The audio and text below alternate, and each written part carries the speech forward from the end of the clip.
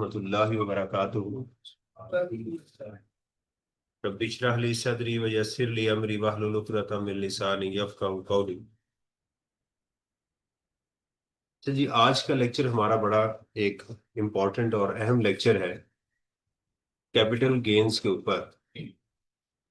आज हम इंशाल्लाह इसके ऊपर प्रैक्टिस करेंगे जो कुछ हमने डिस्कस किया वहां से।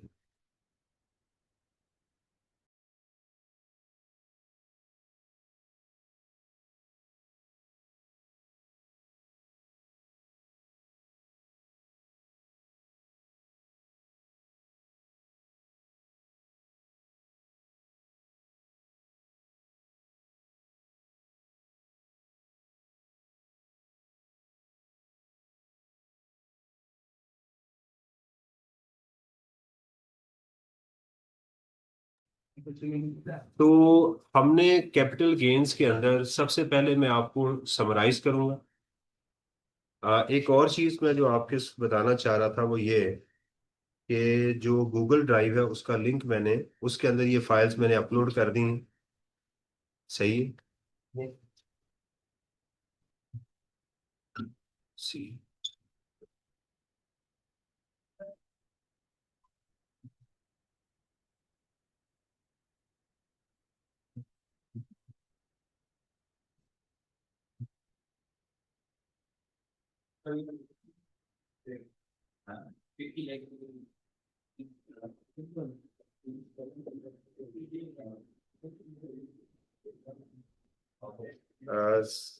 मैं आपके साथ स्क्रीन शेयर करता हूँ। ये देखें, यहाँ पर मैंने जो गूगल ड्राइव है उसके अंदर आज जो फाइल्स शेयर की हैं उसके में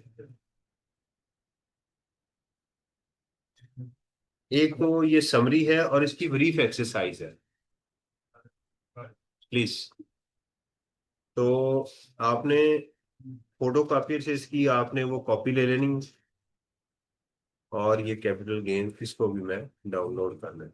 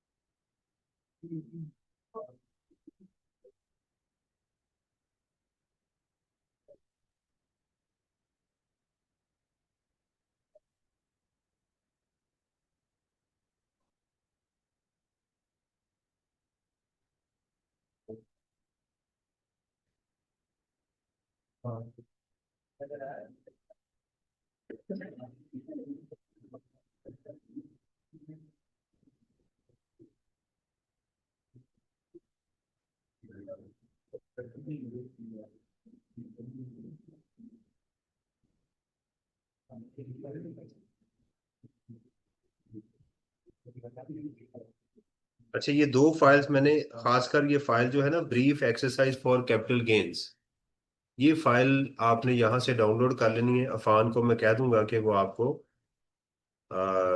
फोटो कॉपी पे भी प्लेस कर दे ताकि आपको ये मिल जाए।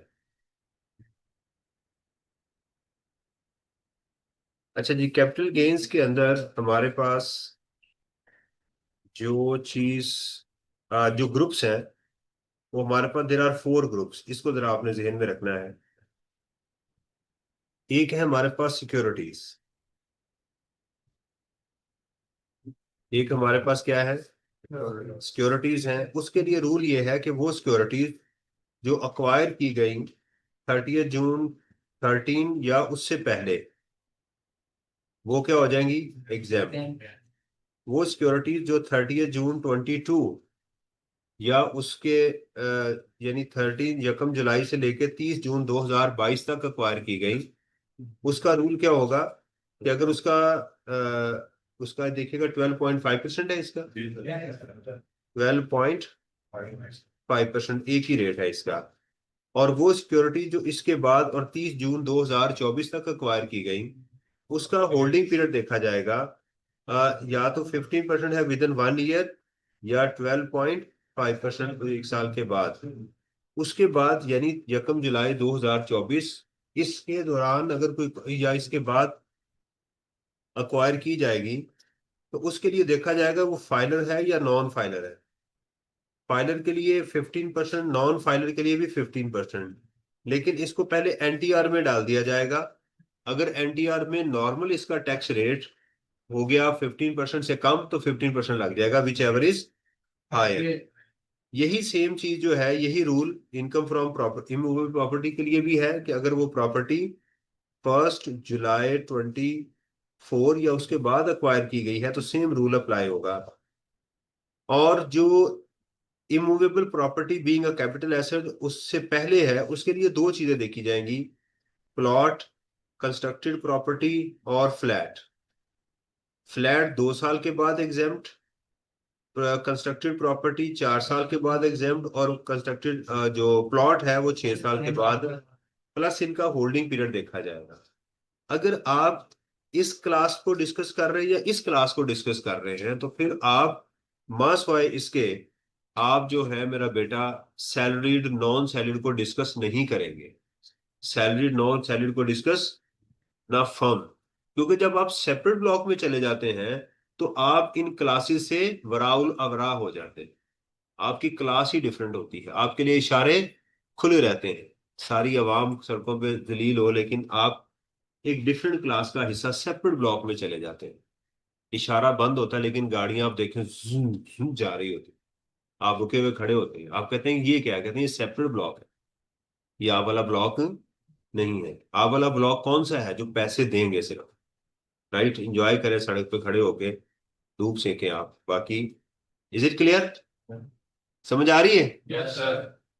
अच्छा जी, इसके अलावा कुछ और कैपिटल एसेट भी हैं, जैसे प्राइवेट कंपनी के शेयर हैं, एओपी के अंदर शेयर हैं, या मेंबरशिप कार्ड है।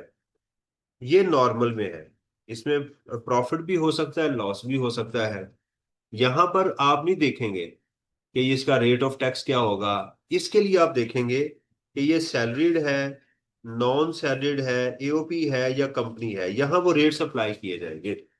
इसी तरह एक और एनटीआर की नॉर्मल टैक्स रिजीम की आइटम है। जब मैं बोलूंगा ना एनटीआर, तो मीन मैं बात कर रहा हूँ सैलरीड, वो जो टेम्पलेट नहीं दिया आपको, मैं उसकी बात कर रहा हूँ। सैलरीड, नॉन सैलरीड, ये वाले, जैसे jewellery, painting, medallions, antiques, postage stamp वगैरह। इसमें यह है कि इसमें गेन जो है वो लेंगे, लॉस को कंसीडर नहीं करें। इस ओके? ये मैंने आपको एक ओवरऑल एक ब्रीफ सी समरी दे दी। ये फाइल मैंने अपलोड कर दी, आपके साथ शेयर भी कर दी है। आप इसको वहां से डाउनलोड कर लीजिए।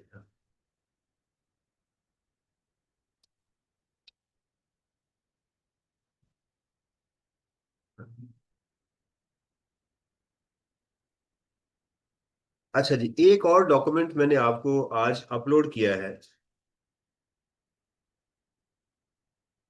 वो है ब्रीफ एक्सरसाइज के नाम से।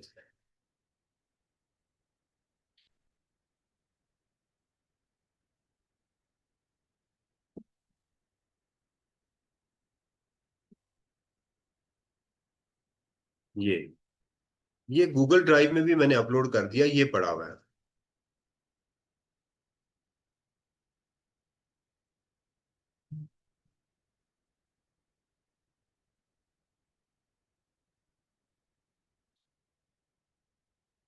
ये पड़ा हुआ है, ठीक है, ये वाला।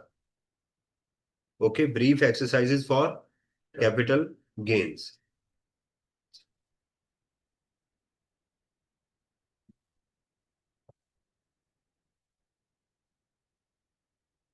अब आपने मुझे ना नर्गस समझना है कि मैं डांस कर रहा हूं, क्योंकि डांस करते हुए आप जो है वो कुछ लिखते नहीं है, बस देख रहे होते हो। लेकिन जो स्टूडेंट जो पढ़ाई करता है, तो उसके पास किताब, कैलकुलेटर, कॉपी, पेन वगैरह मौजूद होती है, फिर वो करता है। समझ आ गई है? तो इसलिए आपसे रिक्वेस्ट है कि इसको आपने ध्यान से देखना है, एक्सरसाइज करनी है साथ, और इसको नोट करना है। आप बस ये कीजिएगा कि जैसे वन है ना, वन का आंसर लिखते जाइएगा। जब डॉक्यूमेंट आ जाए तो आपको पता चले कि सर ने इसकी कैलकुलेशन किस तरह से वो की।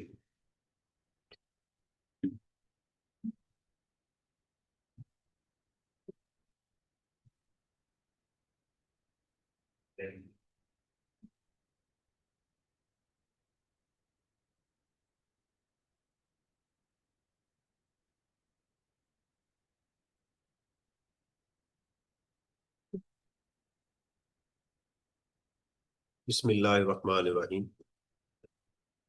कहता जी, Ali purchase an antique watch for rupees 500,000 and sold for 800,000। बिक गया तो गेन कितना हुआ आपका? हम इन तमाम क्वेश्चन के लिए अज्यूम करेंगे कि इनकी इसके अलावा कोई और फर्दर कोई इनकम नहीं है। इसके अलावा इनकी कोई और इनकम।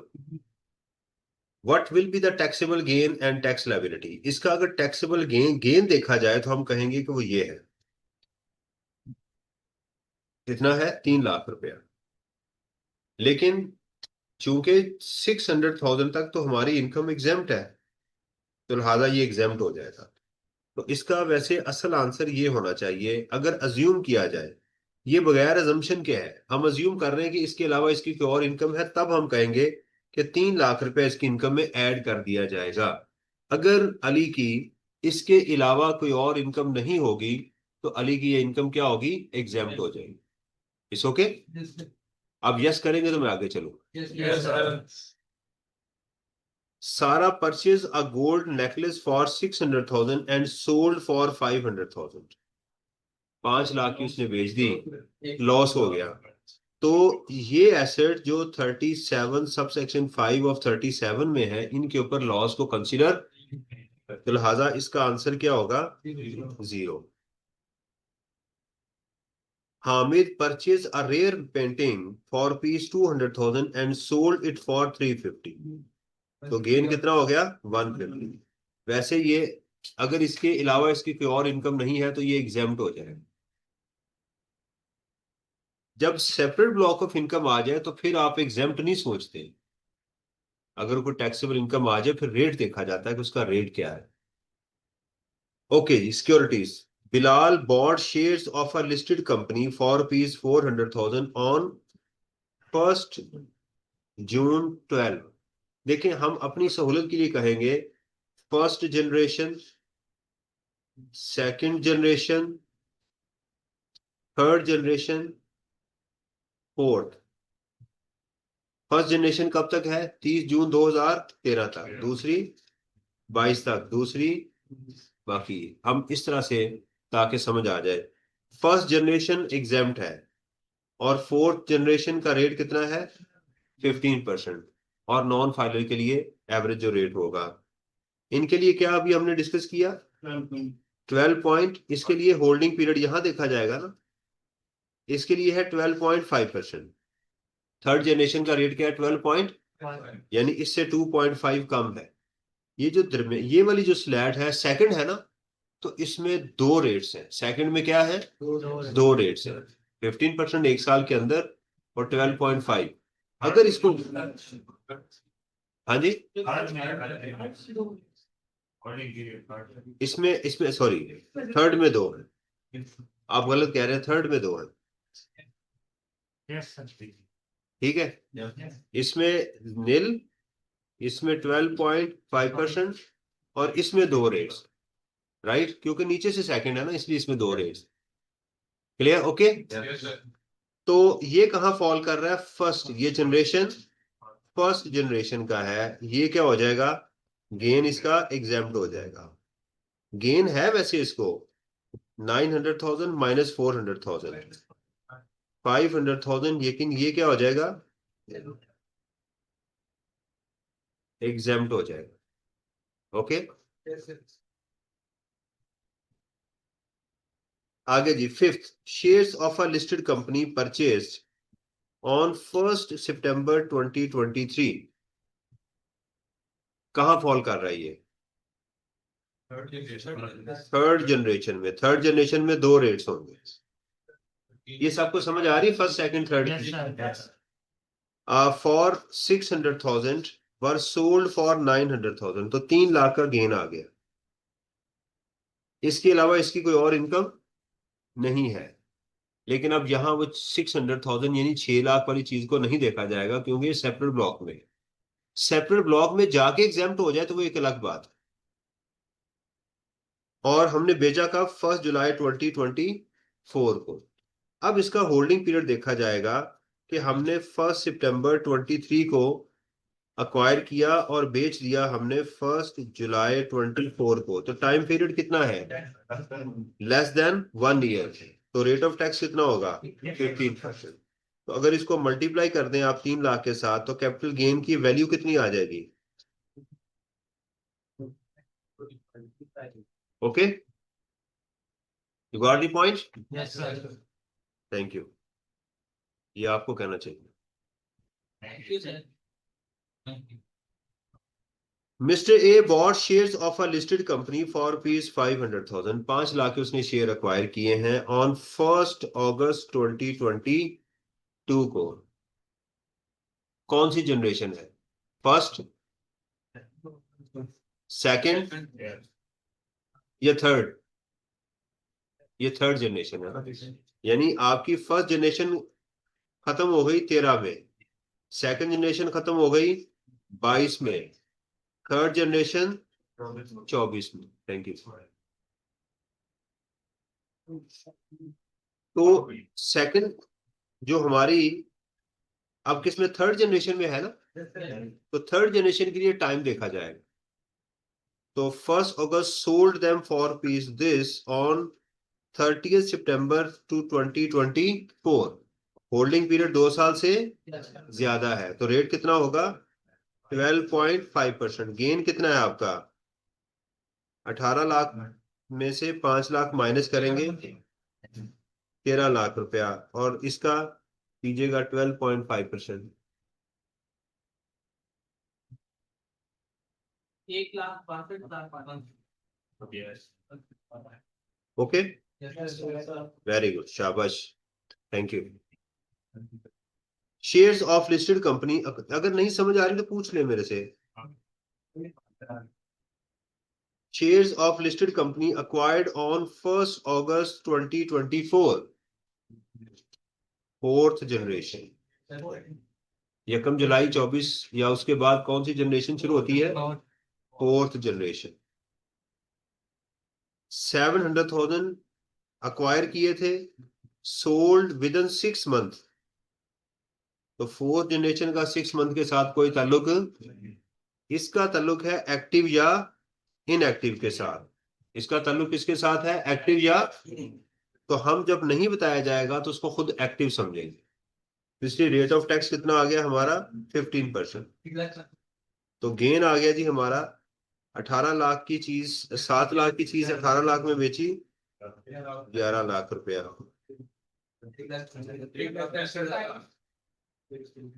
एग्जैक्ट अगर सर वो इनएक्टिव होता तो फिर क्या करते हैं आगे चल, वो भी आएगा। अच्छा,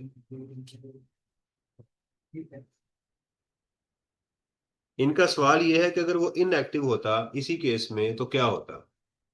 अगर ये इनएक्टिव होता तो फिर देखा जाता कि ये सैलरीड है, नॉन सैलरीड है, या एओपी है, या कंपनी है। तो इसकी कोई और इनकम नहीं है तो क्या समझेंगे इसको? नॉन सैलरीड है। अब नॉन सैलरीड के रेट देखें, 11 लाख पे नॉन सैलरीड का रेट क्या होगा?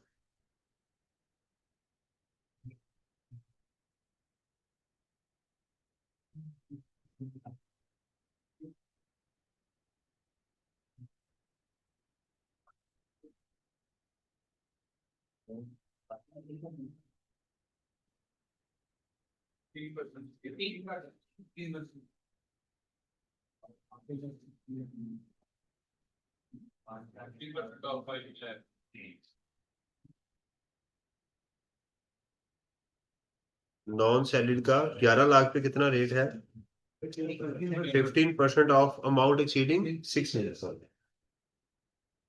तो फिर हम लिखते हैं 15% ऑफ अमाउंट 1.1 मिलियन माइनस 600,000, तो कितना आता? 75,000। तो विच एवर इज हायर, यही लगेगा, यही होगा। यानी इनएक्टिव एक्टिव से नीचे नहीं जा सकता। अगर एक्टिव 1,65,000 पे कर रहा है तो इनएक्टिव के ऊपर कितना भरना था उसका? तो लॉ कहेगा तुम ये दो। अगर यहां पर हो जाता 175 तो फिर से ये देना था। ओके, ये इसका जवाब नहीं है, इन्होंने एक एक्सेप्शन क्रिएट की कि सर अगर ये इनएक्टिव कंसीडर करते हैं। Fine. Ali sold future commodities contract for 1.5 million, क्या रेट है इसका? 5%। यहां पर फाइलर नॉन फाइलर वगैरह का कोई इशू नहीं है, उसके लिए अलग से फ्यूचर कमोडिटी का रेट दिया गया है। The original price, purchase price was ₹1 million, the tax rate and tax liability, तो 5 लाख रुपया, तो 25,000 टैक्स आ जाए। स्लो तो नहीं, नॉर्मल स्पीड है।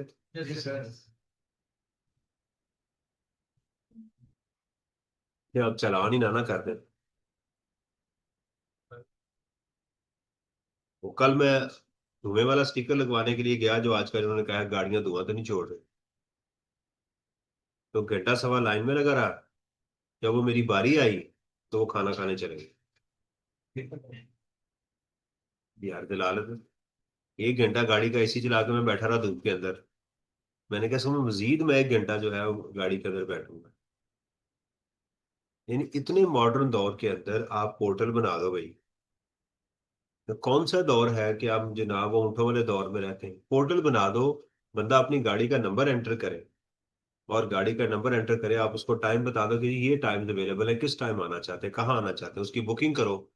वो साहब वहां पर पहुंचे, वहां एंट्री ऑलरेडी हो चुकी हुई हो, तो आपका काम जो है वो होना चाहिए। मेरा ख्याल है जानबूझ के जो है, अल्टीमेटली फैसला तो रिश्वत भी फिर हो जाएगा। अगर कुछ ना होगा तो फैसला किस पे होना फिर? रिश्वत भी खत्म हो सकता है, और क्या हो सकता है? फिर तंग करेंगे, जलील करेंगे अवाम को, फिर आखिर में पैसे मांगेंगे। यही करेंगे ना कि लो भाई घर आके लगा देंगे, 3,000 दे दो, 2,000 दे दो। तो मैं कहूंगा यार 2,000 का पेट्रोल जलील होने से बेहतर है कि जान छुड़वाओ, टाइम भी बचाओ। Mister X bought shares of a private company. अब प्राइवेट कंपनी आ गई ना। अब यहां पर आप सैलरीड या नॉन सैलरीड को देखेंगे, अब यहां सेपरेट ब्लॉक का रेट नहीं आएगा।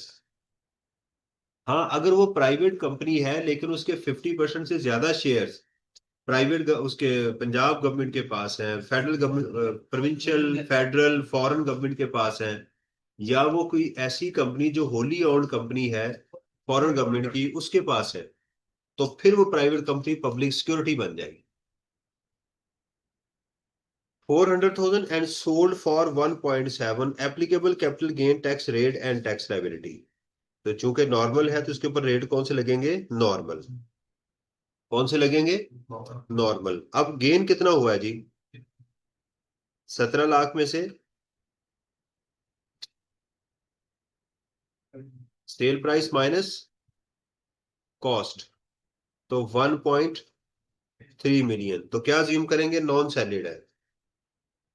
फाइन। नॉन सैलरीड के रेट्स कौन से हैं 13 लाख रुपए के ऊपर?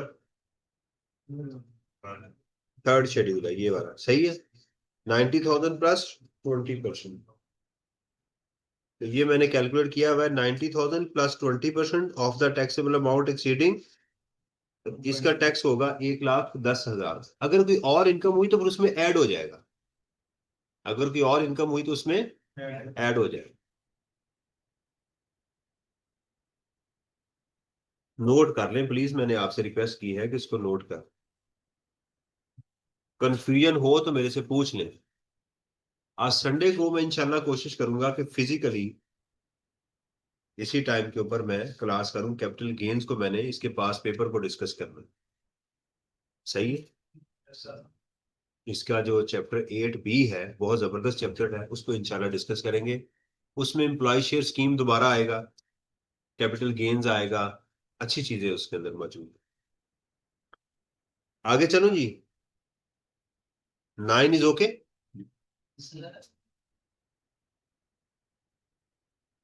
अच्छा, म्यूचुअल फंड जो है इनका रेट जो है वो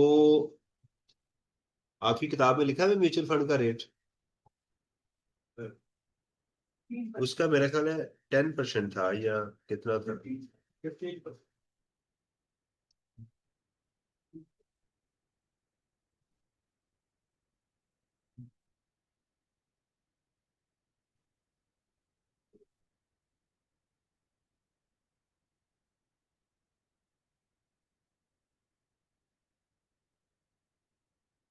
हाँ जी 15% इन्होंने दिया हुआ है, तो ये फिर गलत है ना, इसको ठीक कर लीजिएगा। 15% कितना आएगा?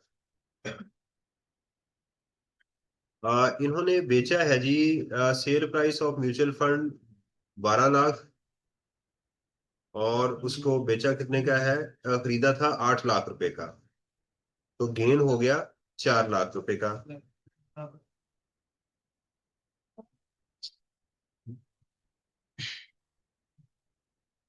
ठीक है जी, क्या आंसर आ रहा है?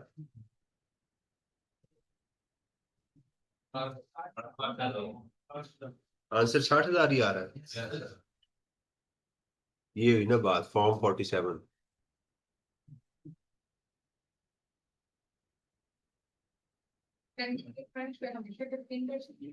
म्यूचुअल फंड के लॉ में लिखा हुआ है ना।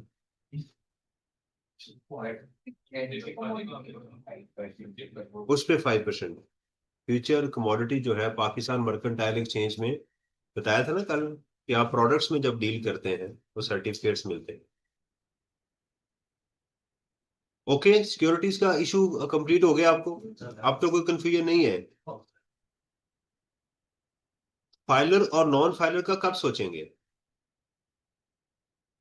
जब लास्ट में सिक्योरिटीज और लैंड और बिल्डिंग अक्वायर की जाए 1 जुलाई 2024 के बाद, तब आप फाइलर और नॉन फाइलर का सोचें। अदरवाइज आपने फाइलर नॉन फाइलर को नहीं सोचना। प्रॉपर्टी प्लॉट है, ये बिल्डिंग है या फ्लैट है, तब सोचेंगे अगर प्रॉपर्टी 1 जुलाई 2024 से पहले अक्वायर की गई।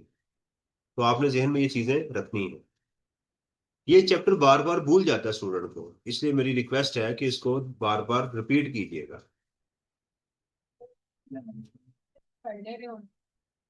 अगर नहीं मेंशन होगा, इनका सवाल ये क्वेश्चन में मेंशन होता है नहीं होता नॉर्मली, अगर ना हो तो आपने फाइलर ही लेना, उसको नॉन फाइलर कंसीडर नहीं करना। उसमें जिंदगी अजाब में पड़ेगी, नया मुसीबत पड़ जाएगी हमें।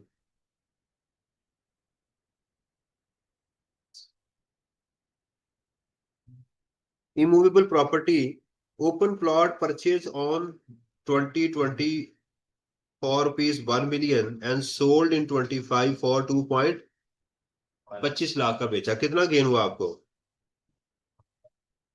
1.5 मिलियन का।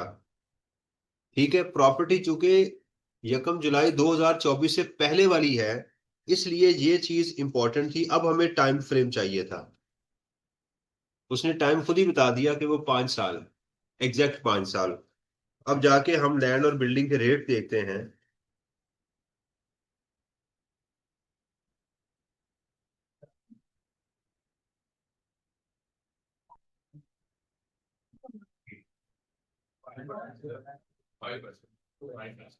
तो कितना है देखिएगा, ओपन प्लॉट है, पहले हमने इसको लॉक किया कि ये कैटेगरी ए में था, प्रीवियस कैटेगरी में था।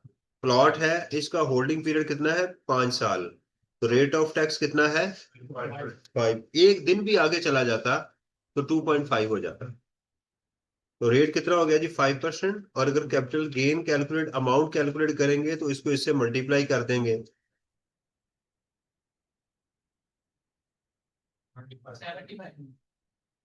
अच्छा, इसका टैक्स ट्रीटमेंट क्या होगा?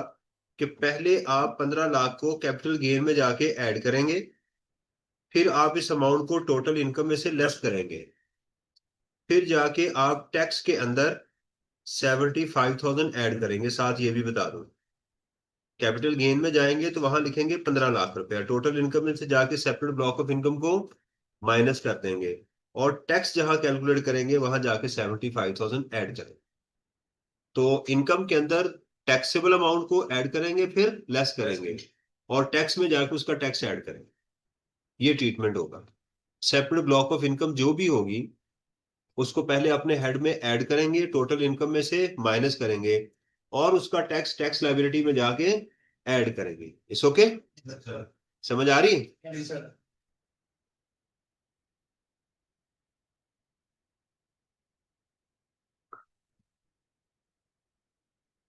देखें, 1% से कम चांस है उस बच्चे का जो पूरी किताब पास पेपर के साथ करके जाता है और फेल हो जाता है। Less than 1%।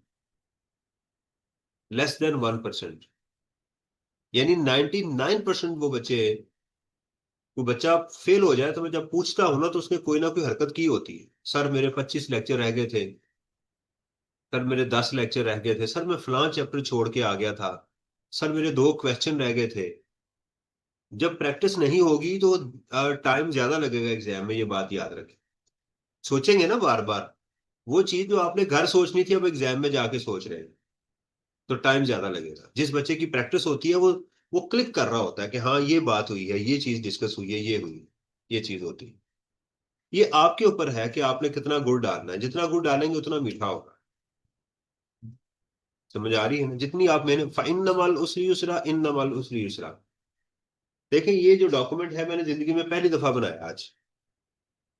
पहले मैंने नहीं तैयार किया था, लेकिन मैंने सोचा कि यार इनको कंफ्यूजन अगर आए तो मैं कोई एक्सरसाइज करवाऊं ताकि ये इनकी चीज, मैं इनकी ये कंफ्यूजन दूर कर दूं। मैंने मेहनत की ना, इसका ऑब्वियसली रिजल्ट मिलेगा। आप खुश होंगे, रिलैक्स होंगे। कल तक आप पैनिक थे, परेशान थे, आपने घर जाके इस दुख में पड़ा ही कोई नहीं। मामा को फोन किया, रोए पिटे आपके मामा, बहुत मेरा परेशान हूं, क्या करूं? दुआ करें, कोई बादाम शराब भेजे मेरे लिए, बादाम खाऊं, कोई चीजें खाऊं। Fatima bought a flat on 1st July 2022 for 3 million and it sold it after 2.5 year। खुद ही हमें टाइम बता दिया गया। तो फ्लैट तो 2 साल के बाद एग्जेम्प्ट हो जाता है, तो लिहाजा क्या हो गया? एग्जेम्प्ट। गेन वैसे बताएं कितना हुआ उसे? ये सेल प्राइस है और ये purchase price. Open plot purchase for 1.5 million and sold for 2 million. कितना गेन हुआ? आफ्टर होल्डिंग 3 पॉइंट, तो प्लॉट तो 6 साल बाद एग्जेम्प्ट होता है, ठीक है? तो 3.5 साल के बाद, वैसे भी मैंने आपको रेट्स याद करवाए, विद इन 1 ईयर 15%। आगे 2.5% कम कर दें, टू, फिर 2.5% कम कर दें, 4 5 आफ्टर 3, तो ये होगा 7.5। और 5 लाख इंटू 7.5% कितना आ गया? 37,500। Okay.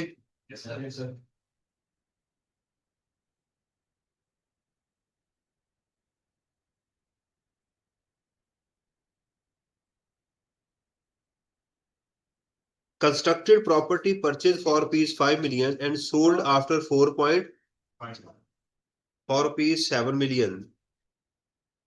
Applicable capital gain tax rate and tax liability is. Constructed property जो है ये 4 साल के बाद एग्जेम्प्ट हो जाती है, तो लिहाजा क्या हो गई?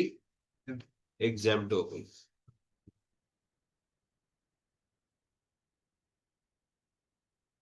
अगर मैं ये कहूं कि ये प्रॉपर्टी अक्वायर की गई थी 1 जुलाई 2024 में और 4.5 साल बाद बेच दी गई, तो फिर क्या करेंगे?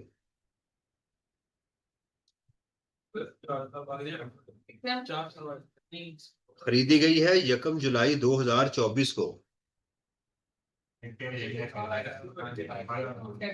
अब यहां क्या देखेंगे? आप कहेंगे सर ये सवाल ही गलत है, क्योंकि अभी तो 2025 ही नहीं खत्म हुआ, तो 4.5 साल उसको कैसे हो गए?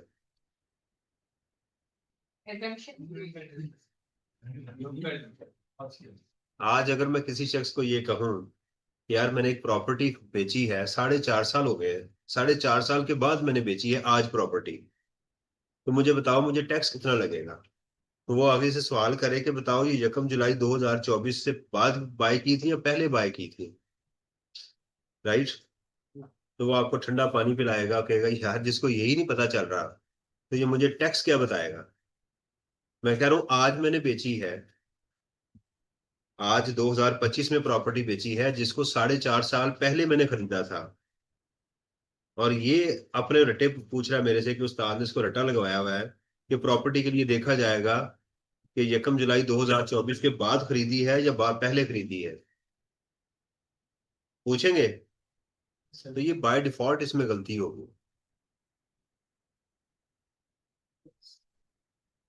सही है। Yes, sir. Flat purchase for piece 2 million and sold after 1.5 year for 2.8 million, तो गेन कितना हुआ? 800,000 का। Capital gain and tax liability बताइएगा।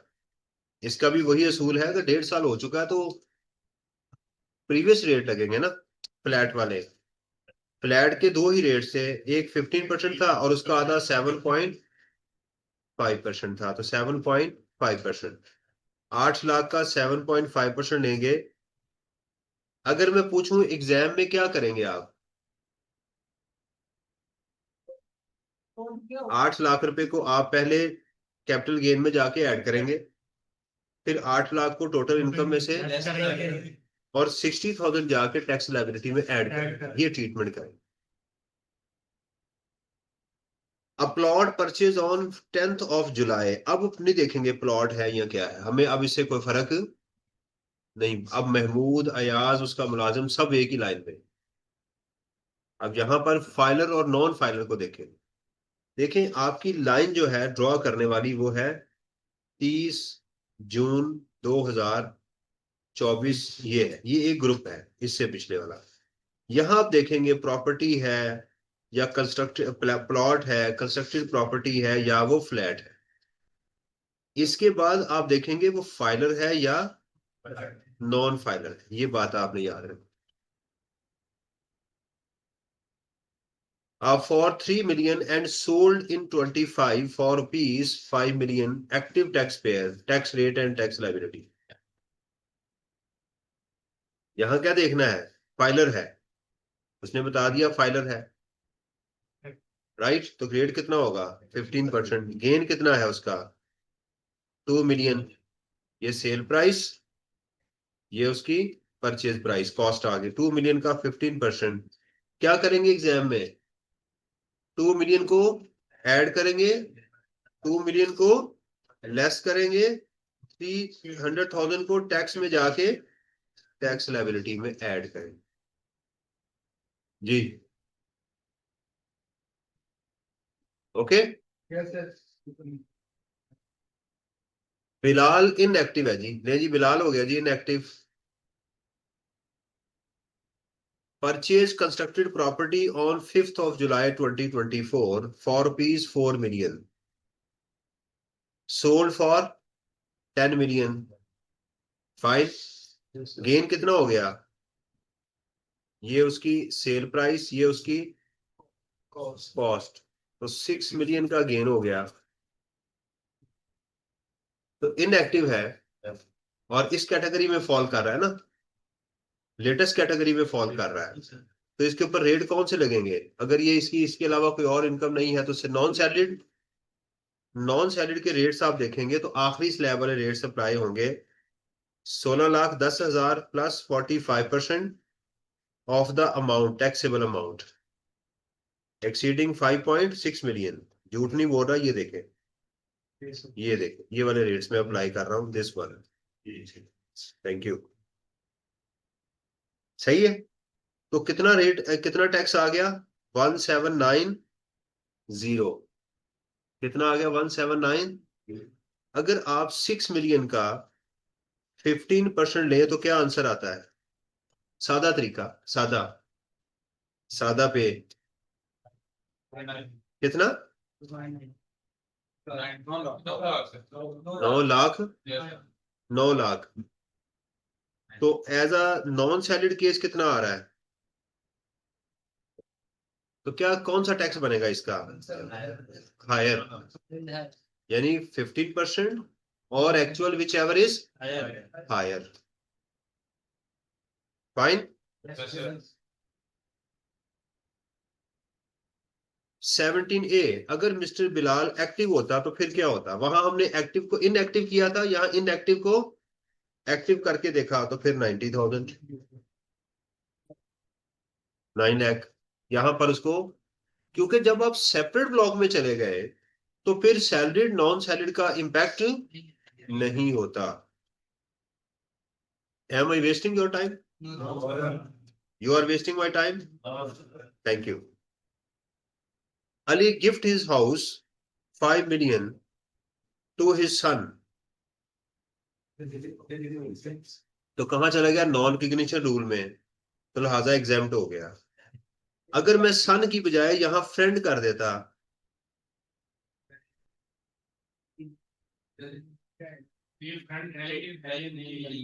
हाँ, अगर मैं यहां सन की बजाय फ्रेंड कर देता तो इसको 20 लाख रुपया इसका टैक्सेबल हो जाता। अगर यहां मैं हाउस की बजाय कैश कर देता तो फिर इसके लिए ना टैक्सेबल होता, बेटे के लिए टैक्सेबल हो जाता। ऐसा है। देखें, अगर यहां सन रहने दें और यहां हाउस की बजाय कैश कर दें तो इसके लिए फिर भी एग्जाम्प्ट रहेगा बाप के लिए। बेटे जिसने कैश लिया है ना उसके लिए टैक्सेबल हो जाता, वो इनकम फ्रॉम अदर सोर्स में जाके। और वो कितनी अमाउंट होती फिर उसकी?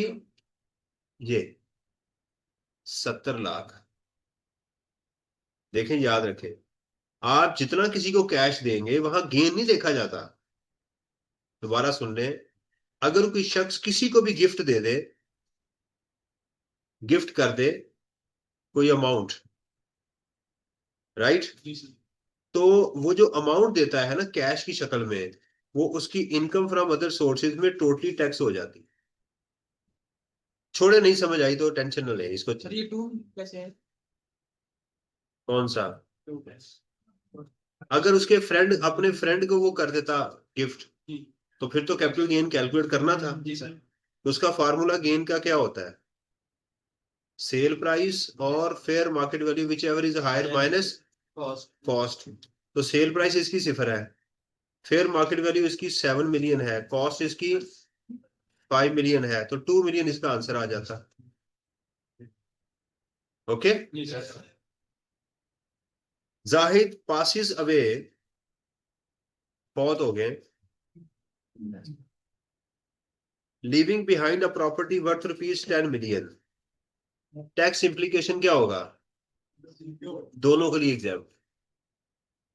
वरासत में ना ट्रांसफर को टैक्स लगता है ना ट्रांसफरी को टैक्स लगता है, ना ट्रांसफर को ना ट्रांसफरी को टैक्स लगता है, बेशक वो कैश की शक्ल में ही हो। यहां नहीं कैश देखा जाता, विरासत की शक्ल में हर चीज एग्जाम्प्ट होती है।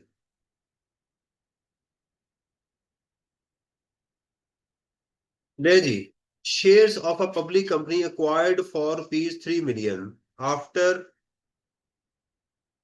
1/7 by a non active person. Inactive person ने एक्वायर की और बेच दी 6 लाख की। गेन कितना हुआ? 300,000 का। कैसे? 600,000 इज इक्वल टू ये गेन हो गया। ओके, तो इसका क्या देखा जाएगा? 15% और नॉर्मल। तो नॉर्मल तो इसका 0 हो गया क्योंकि नॉन सैलरीड है ना। तो नॉन सैलरी की तो 6 लाख तक इनकम एग्जाम्प्ट होती है, ये मैंने लिखा हुआ नीचे। तो इसका नील और 15% whichever is higher, whichever is, ठीक है, ये वाला ट्रीटमेंट करेंगे। Sale of antique is taxable under section 37। Loss on disposal of personal effect like jewellery ignored, इनको इग्नोर करते। ओके, डन, माशाल्लाह।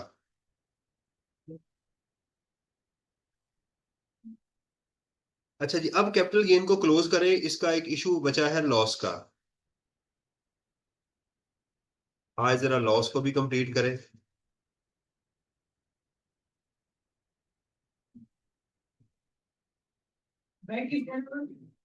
हाँ जी,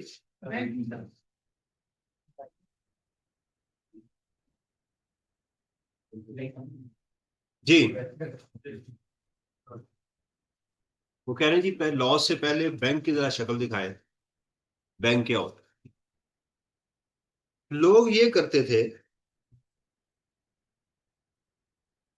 कि ट्रांजैक्शंस करते हैं और गलत बात करते हैं कि मैंने चीज महंगी खरीदी है या सस्ती खरीदी है या सस्ती बेची है। उसके लिए लॉ ने एक सेक्शन इंट्रोड्यूस करवाया, सेक्शन 75A। अच्छा, जिस सेक्शन के साथ ये एबीसी लिखा हो ना, तो ये समझ जाया करें कि ये सौतेला सेक्शन है, ये ओरिजिनल फैमिली का हिस्सा नहीं है, ये स्टेप है। क्योंकि जो ओरिजिनल ऑर्डिनेंस था हमारा 2001 के अंदर, उसके साथ एबीसी कुछ नहीं लिखा हुआ। एबीसी क्लॉज के साथ लिखा जाता है, सेक्शन के साथ नहीं लिखा जाता। तो इसका मतलब ये अमेंडमेंट हुई है उसके बाद। परचेज ऑफ एसेट्स, क्या कैपिटल एसेट लिखा हुआ है? हर तरह का एसेट, कारोबार के लिए खरीदें, घर के लिए खरीद लें, बेचने के लिए खरीद लें, हर तरह का। इसका मतलब ये जो बात हम पढ़ रहे हैं, इसी तरह आपको याद है सेक्शन 79 हमने पढ़ा था, वो भी सब जगहों पे रूल अप्लाई होगा। वो लैंड और बिल्डिंग पे भी अप्लाई होगा, वो ज्वेलरी के ऊपर भी अप्लाई होगा, प्राइवेट कंपनी के हर जगह पर, बिजनेस एसेट्स के ऊपर भी अप्लाई होगा। जनरल, इसको होता है जनरल सेक्शन, अम्ब्रेला सेक्शन है, ब्लैंकेट है, ये पूरे इसने ऑर्डिनेंस को ढांपा हुआ है। Through banking channel, the following assets are required to be purchase through banking channel, immovable and movable. उसने कहा अगर आप इमूवेबल प्रॉपर्टी बाय करें एक्सीडिंग 5 मिलियन, तो आप बैंक के थ्रू पेमेंट करें, नो कुछ नहीं होगा। अगर आप इसके अलावा कोई मूवेबल एसेट बाय करें जो 10 लाख से ज्यादा है, तो उसकी भी बैंक के थ्रू पेमेंट करें। हम कहते हैं अगर हम गलती कर लें, मैंने 51 लाख की पेमेंट प्रॉपर्टी बाय की है, 5.1 मिलियन की, तो उसका क्या होगा? लॉ कहता है मैं तुम्हारी कॉस्ट जीरो कर दूंगा। कॉस्ट क्या कर दूंगा? जीरो। नील। क्या नुकसान होगा? कैपिटल गेन बढ़ जाएगा, क्योंकि कॉस्ट कम होती जाएगी तो गेन। नंबर टू, वो कहता है 5% आपको मैं पेनल्टी भी डालूंगा इसके ऊपर। दो काम हो गए। 5% आपको, ये नीचे लिखा हुआ है, वो जो मार्केट वैल्यू जिस पे तुम सेल करोगे ना, उसका 5% मैं तुम्हें पेनल्टी भी डाल दूंगा। ये देखिएगा, परचेजेज इन प्रॉपर्टी, अगर उसने परचेज की है तो उसको पेनल्टी भी पड़ जाएगी। और अगर ये 1 मिलियन से है, यहां पेनल्टी नहीं पड़ेगी लेकिन कॉस्ट सिफर हो जाएगी। अच्छा, अगर मैंने अपनी फैक्ट्री बाय की है 10 करोड़ रुपए की और मैंने कैश में पेमेंट कर दी, तो जब मेरी कॉस्ट ही जीरो हो गई, तो क्या मैं इसके ऊपर डिप्रिसिएशन चार्ज कर सकता हूं? नहीं, तो वो भी खत्म हो जाएगा, वो भी। इसका मतलब मुझे फिर जब मेरी कॉस्ट सिफर हो गई, तो जब मैं उस एसेट को बेचूंगा तो कॉस्ट उसकी निल हो जाएगी और डिप्रिसिएशन भी नहीं मुझे मिलेगी। फाइन, समझ आ गई? कितनी? 50 लाख तक आप इमूवेबल प्रॉपर्टी बाय कर सकते हैं कैश में, और 50 लाख से ज्यादा, ऊपर वाली नहीं, टोटल, फिर आपको बाय करनी है बैंकिंग चैनल के थ्रू। सर ये जो कॉमन लाख की बाई की जो, हाँ अब इस जी, पर जो 5 लाख जो नहीं वो डिसअलाउ अलाउ नहीं होगा। इनका सवाल ये है, आई कैप में एक गलत मैंने सोल्यूशन देखा हुआ है। ये कह रहे हैं कि क्या हमें 50 लाख रुपया अलाउ हो जाएगा एक्सपेंस डांस? मेरे मुताबिक नहीं है, क्योंकि लॉ को अगर पढ़ें आप, सेक्शन 75A को पढ़ें, मैं आपको पढ़ के दिखा देता हूँ, शायद मेरे से ना गलती हो, आप पढ़ लीजिएगा, शायद आपको समझ आ जाए। ये मैं इनकम टैक्स,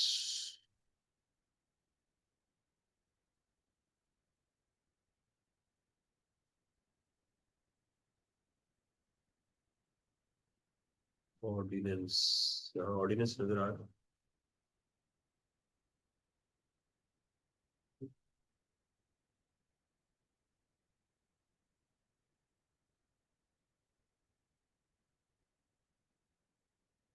हम नया ऑर्डिनेंस देख लेते हैं, चले।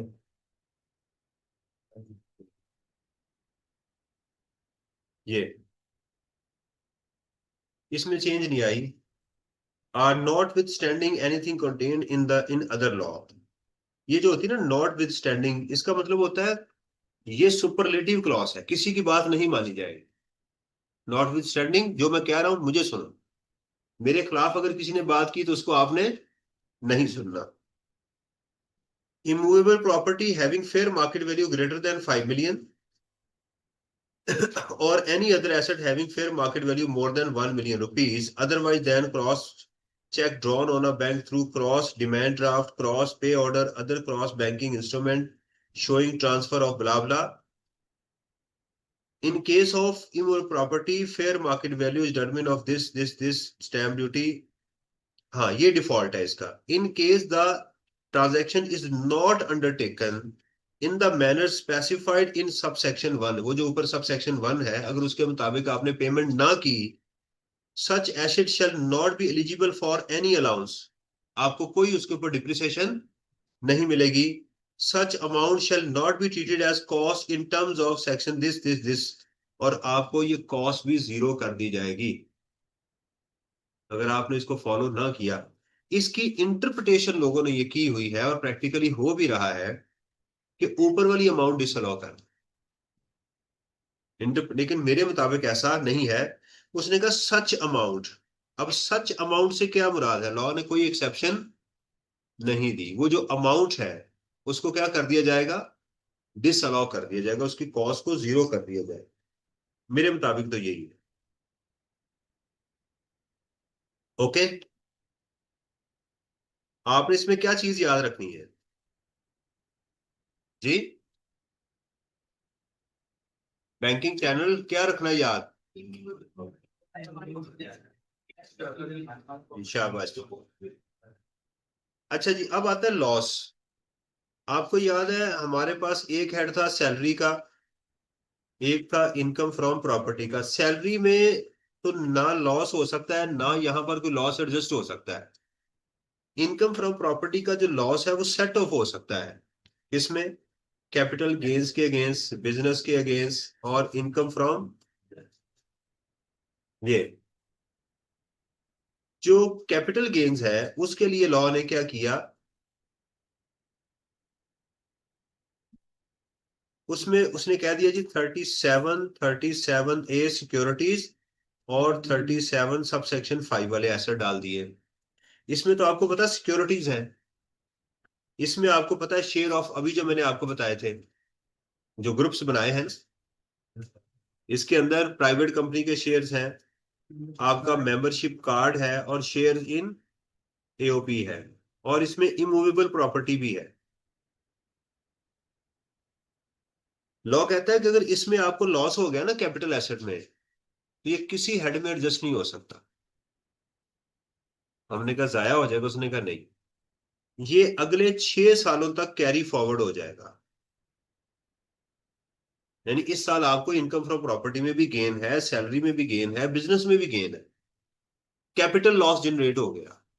बिल्डिंग में, प्राइवेट कंपनी के शेयर्स में क्या करेंगे, आप उसको टोटल इनकम का हिस्सा नहीं बनाएंगे, उसको किसी में से एडजस्ट, समझ आ रही है। Capital losses shell not be adjusted, shell not B set of, ये सेट ऑफ नहीं होते, ये सेट ऑफ। अगर ये सिक्योरिटीज है तो सिक्योरिटीज भी कैरी फॉरवर्ड होंगी 3 सालों के लिए। तो कैपिटल लॉसेस कैपिटल गेन में एडजस्ट होंगे, सिक्योरिटीज सिक्योरिटीज में एडजस्ट होंगे। आप कहेंगे सर सिक्योरिटीज में तो बहुत सारी आइटम्स मौजूद है, प्राइवेट पब्लिक कंपनी के शेयर्स हैं, मुदारबा सर्टिफिकेट्स हैं, वाउचर्स हैं। यस, ये आपस में एडजस्ट हो सकते हैं, ये आपस में एडजस्ट हो सकते हैं, नो इशू, फाइन। अच्छा, ये जो 37 की है जिसमें jewellery, painting, sculpture, first day cover, medallions, postage stamps है ना, इसमें तो गेन हो, लॉस हो ही नहीं सकता। तो जब लॉस ही नहीं हो सकता तो ना कैरी फॉरवर्ड होगा ना। आप कहते हैं सर क्या ये इसके अगेंस्ट एडजस्ट हो सकता है, यस, ये तो सेम ग्रुप है, 37 तो सेम ग्रुप है। अगर आपको यहां पर लॉस है 100 का और यहां पर आपका गेन पड़ा हुआ है, तो कैरी फॉरवर्ड कितना होगा, 50, इसके अगेंस्ट ये एडजस्ट हो जाएगा, क्योंकि ये दोनों फैमिली सेम है। ये दोनों पे फैमिली, बस फर्क एक है कि इसके अंदर प्लस भी हो सकता है माइनस भी हो सकता है, और इसमें सिर्फ प्लस हो सकता है, बाकी और कोई फर्क। अच्छा चले, मैं अगर कहूं कि आज 2025 है, तो मेरे पास कुछ लॉसेस 37 के भी हैं और सिक्योरिटीज के भी हैं, तो किस साल तक मैं मैक्सिमम जा सकता हूं? 37 इसको निकाल दें, आगे चले। 24, 23, 22, 21, 20 एंड 19, यानी पिछले, इस साल को निकाल दें, पिछले 6 सालों के लॉसेस, मुझे इस साल में कोई गेन है, तो आप 2019 तक के लॉसेस इस साल में एडजस्ट कर सकते हैं। करेंगे कैसे? फाइफो बेसिस पे, फर्स्ट इन, यानी पहले इस साल का, फिर इस साल का, फिर इस साल का, जो बच गए फिर आगे कैरी फॉरवर्ड कर ले। देखे ना, आपने 3 साल एडजस्ट कर लिए, तो 22 जो है ये कितने सालों तक आगे जा सकता है बताएं? कौन क्या बनेगा साल? 22 को निकाल दें, 23, 24, 25, 26, 27 और 28, ये तो 28 तक जा सकता है आगे, इसको फिर आगे ले जाए। अच्छा, मैं बड़ा चालाक आदमी हूं, मैं आपको एक और चैप्टर साथ साथ करवाई जा रहा हूं चुप कर। मैंने एक दिन कहना लो जी चैप्टर नंबर 15 खत्म हो गया, क्योंकि चैप्टर नंबर 15 लॉसेस का है ना, तो सैलरी का लॉस बता दिया, सैलरी इनकम फ्रॉम प्रॉपर्टी का भी बता दिया, आज मैं इसका बता रहा हूं, तो ऑटोमेटिकली वो सारे कवर हो जाएगा ना, है ना? जबर, यस।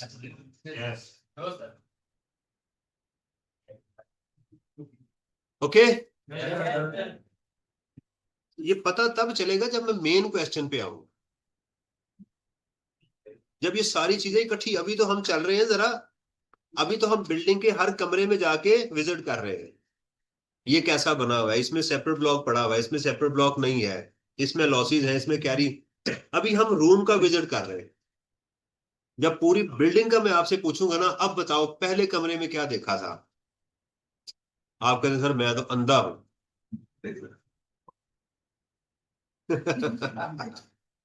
तब पता चलेगा, राइट? ओके, अच्छा जी, ये बात अब अगर इसकी बात करें तो 2024, 23 एंड 2022, आप कहते सर ये आपस में नहीं हो, नहीं आपस में नहीं ये हो सकते, क्योंकि वो सेपरेट ब्लॉक है, उसका सैलरी नॉन सैलरी के साथ कोई ताल्लुक है ही नहीं, इसलिए इन दोनों को आपने एग्जाम में मिक्स नहीं करना। इस ओके? अच्छा, एक चीज ऐसी है जो आपकी आई कैप की किताब में इस साल उन्होंने ऐड की है, लेकिन ये कभी किताब में थी नहीं, मैं सोच रहा हूं ताकि आप आज मैं इसको सिर्फ वाइंड अप कर दूं, 5 मिनट और लगेंगे। ये सिर्फ फाइनल में एक दफा ये कॉन्सेप्ट आया हुआ है, ओके, इसके बाद कभी नहीं आया ना, इन कैफ में तो कभी भी नहीं आया, लेकिन चूंकि किताब में मौजूद है इसलिए हमें पढ़ना। लोग करते ये थे कि, मिसाल में दे रहा हूं, जैसे कैप्को है, कैप्को का शेयर एक दफा 75 तक गया हुआ है, अब मेरा ख्याल है 30 तक है, अब इसने 31, 32 तक ही रहना है। कब तक रहना है? 32 तक ही रहना है। मेरे पास 1 लाख शेयर मौजूद है, इस साल मेरे पास 25 मिलियन का कैपिटल गेन आ गया किसी वजह से सिक्योरिटीज के अंदर। मैंने सोचा कि यार 1 लाख मेरे पास शेयर्स हैं, आज अगर मैं बेच दूं और फिर खरीद लूं, तो मुझे 1 लाख रुपए का नुकसान हो सकता है, पहले मैं बेच दूं। तो आपने 75 की चीज कितने में बेच दी? 30 में, कितना लॉस हुआ? 40, इतना लॉस हुआ ना, 45 का, राइट? अच्छा, यहां मैं लॉस का बढ़ा लेता हूं जरा, ताकि बात मजीद क्लियर हो जाए। आज मुझे है, ये कितना बनेगा इसका लॉस? हाँ जी, 40। आज फर्ज करें मुझे कैपिटल गेन है 50 लाख का, तो 50 लाख रुपए अगर मेरी इनकम में चला गया, तो मुझे तो मंड लग जाएगा ना, टैक्स टका के लगेगा। तो मैंने एक हरकत की कि मैंने वो जो शेयर मेरे पास कोई पड़े हुए थे ना 2-3 साल पहले, एग्जाम्प्ट वाले नहीं, जो टैक्स वाले थे, टैक्सेबल थे, अगर एग्जाम्प्ट है फिर तो लॉस भी गया ना, टैक्सेबल पड़े हुए थे, मैंने उनको बेच दिया और मैंने कहा साहब मुझे 45 लाख का लॉस हो गया है, और गेन कितना है मेरे पास, तो मैं अपनी इनकम कितनी डिक्लेयर करूंगा, 5 लाख रुपया, और इन्हीं शेयर्स को मैं दोबारा बाय कर लेता हूं 31 रुपए पे, तो नेट लॉस मुझे कितना हुआ, 1 रुपए का, 30 की चीज मुझे 31 में मिल गई। यानी जो चीज इस वक्त 30 रुपए की पड़ी हुई थी, मेरे पास तो 75 की थी, मैंने उसको बेच दिया, उतने ही शेयर मैंने दोबारा खरीद लिए 31 पे, तो मुझे इस सेल और परचेज में नेट लॉस कितने का हुआ, लेकिन मेरा 45 लाख का लॉस एडजस्ट हो गया। और अगर मेरा सिक्योरिटीज का रेट हो 15%, तो 45 लाख का आप 15% लें, कितना टैक्स बच गया, 6 लाख की तरफ। मुझे इतना फायदा हो गया। अंडरस्टैंड। तो लोगों ने जब ये हरकतें करनी शुरू की, तो लॉ ने ऐसी ट्रांजैक्शन को कहा मैं इस लॉस को नहीं मानता, मैं इस लॉस को नहीं मानता, इसलिए लिखा है नॉन रिकग्निशन ऑफ लॉस, कि अगर आपने इस शक्लों में लॉस को डिक्लेयर कभी करने की कोशिश की, ये सिर्फ सिक्योरिटीज के लिए है, ये सिर्फ, तो हम इस लॉस को नहीं मानेंगे। ऊपर आया था सेक्शन 79, अगर आपको याद हो, वो था अगर गेन हुआ तो इग्नोर कर देंगे, यहां क्या है, अब पढ़ते हैं। देखो अगर बेचने के बाद दोबारा खरीदी ना फिर नहीं, फिर नहीं लगेगा, फिर ये रूल नहीं अप्लाई होगा, फिर हो जाएगा। Where capital loss realized on disposal of a specific security by an investor is proceeded or followed in 1 month period, 1 महीने के अंदर अंदर उसने उसको दोबारा खरीद लिया, by purchase of the same security by the same investor, तो इसको हम इग्नोर करें।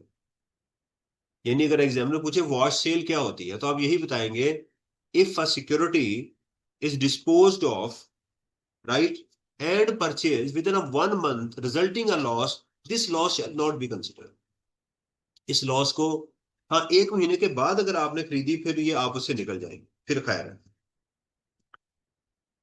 अच्छा, लोगों ने क्या किया, लोगों ने क्या किया कि एक ब्रोकर से चीज दूसरे ब्रोकर के अकाउंट में, अपने ही अकाउंट में ट्रांसफर कर दी और कहा मुझे लॉस हो गया, और दोबारा खरीदी नहीं।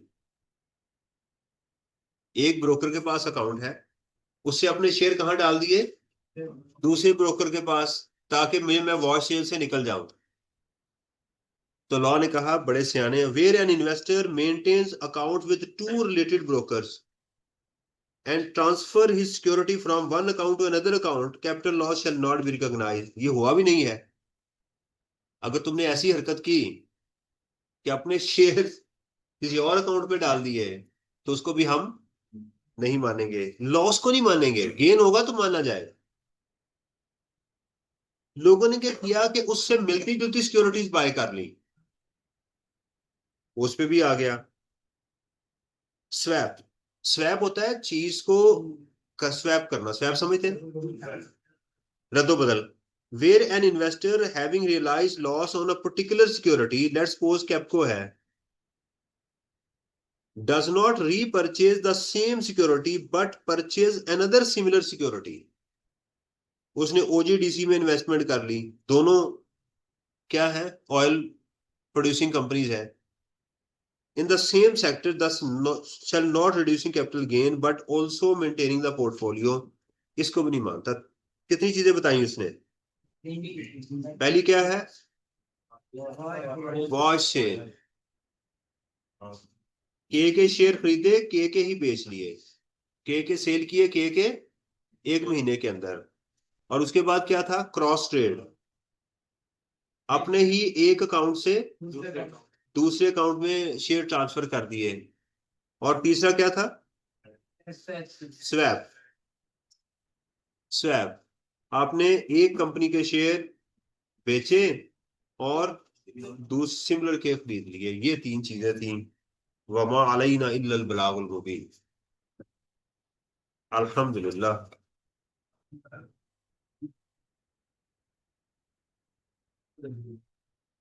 Okay, Yes, sir.